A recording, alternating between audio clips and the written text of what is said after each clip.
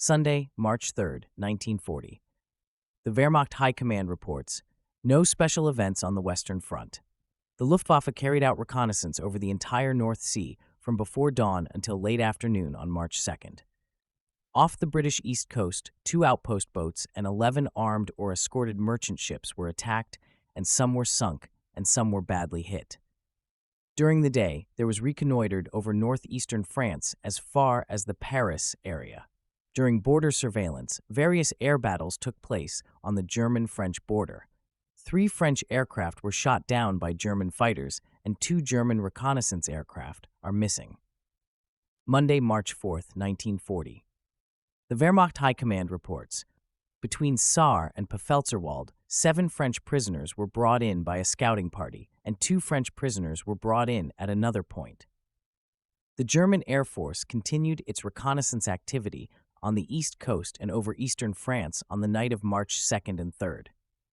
Individual enemy aircraft flew into northwest Germany at high altitude from the German Bight. An English plane flew over the German-Danish border. German fighter planes encountered French fighter planes while monitoring the border in the Didenhofen area. There was an air battle between 4 Messerschmitt aircraft and 12 Marine aircraft. After a French plane was shot down, the French withdrew from further combat despite their threefold superiority. A German Heinkel reconnaissance aircraft had to make an emergency landing in the middle of the French fortification line after a dogfight with 3 French fighters in the Metz area, during which both engines failed. The crew burned their plane. 2 men, one of whom had been badly shot in the thigh, fought their way through the French lines into the German position. Tuesday, March 5, 1940. The Wehrmacht High Command reports, between Mosel and Pfälzerwald, there was sometimes more lively artillery fire and reconnaissance troops on both sides.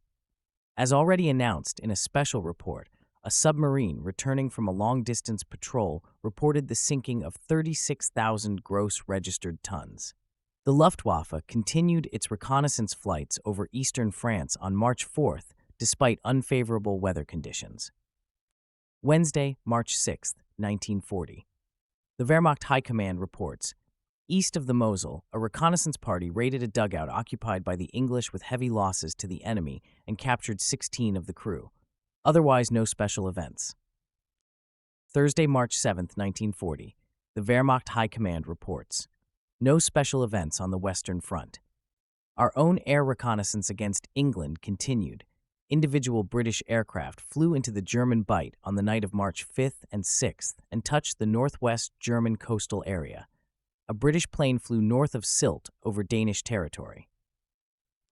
Friday, March 8, 1940.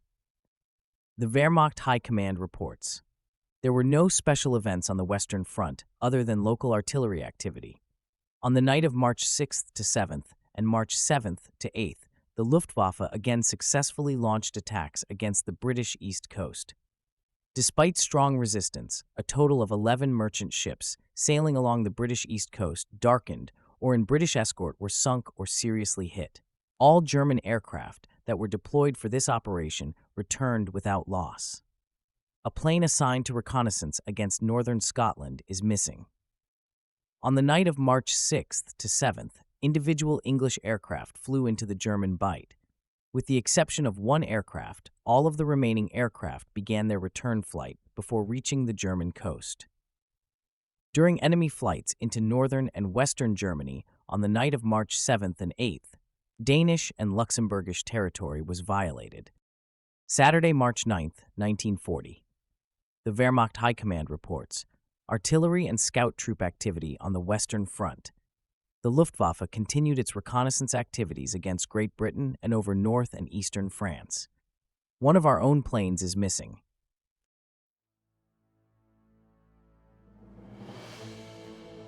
Join us also next Sunday for the subsequent Wehrmacht reports. In the meantime, you can discover many more military history audiobooks on Major Intonio's YouTube channel. Thank you for listening, and so long.